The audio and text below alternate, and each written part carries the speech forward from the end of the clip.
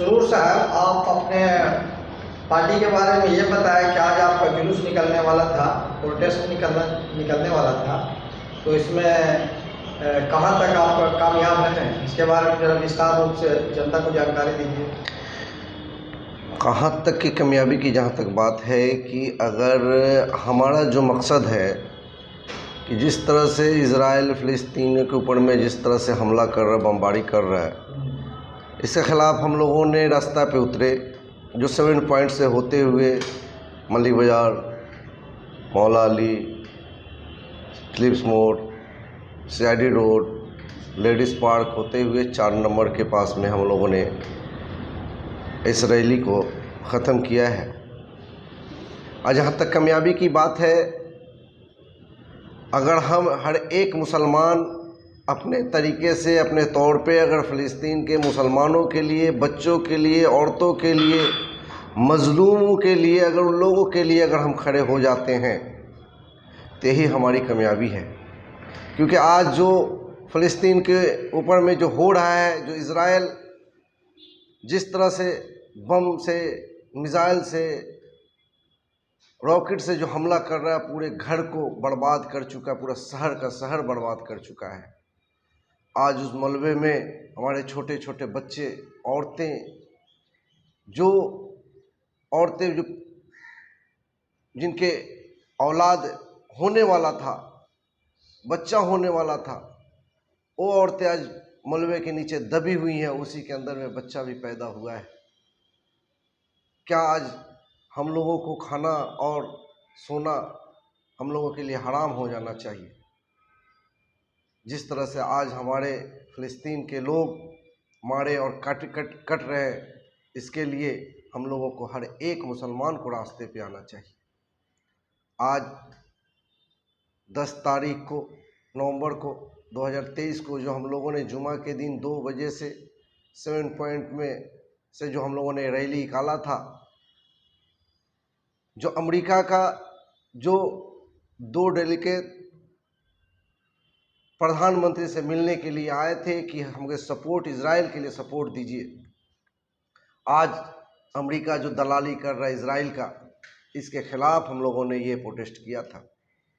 इस रैली में कितने लोग शामिल हुए थे?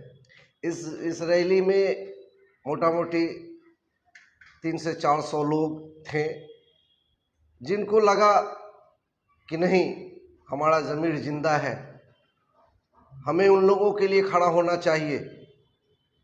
उन लोग इस रैली में आए और लोग, बहुत सारे लोग, राजा बाज़ार में भी एक रैली निकला था, वहाँ भी लोग थे।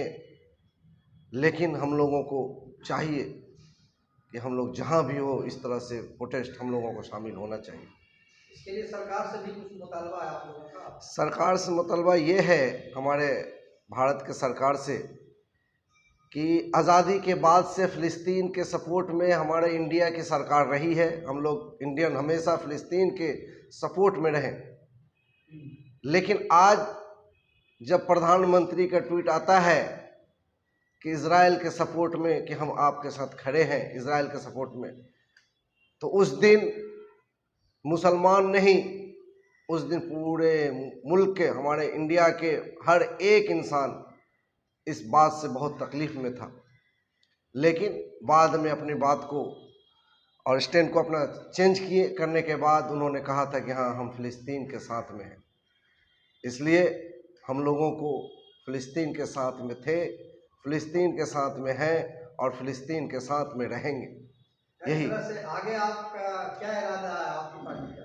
हम लोगों का इरादा ही है और मांग यही है कि जब तक फ़िलिस्तीन के ऊपर में ये बम और इज़राइल जब तक हमला बंद नहीं करता, जब उस वक्त तक हम लोग ये प्रोटेस्ट करते रहेंगे।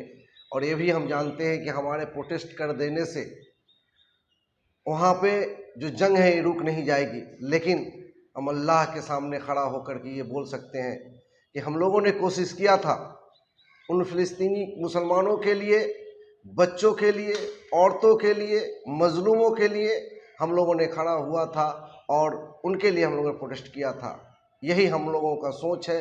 और हो सकता है कि हमारी बातों को सुनने के बाद हमारी भारत की सरकार वहाँ तक दबाव दे कि जंग को बंद किया जाए, और जो जिस तरह से फ़िलिस्तीन के ऊपर जो हमला हो रहा है उस हमला को बंद किया जाए।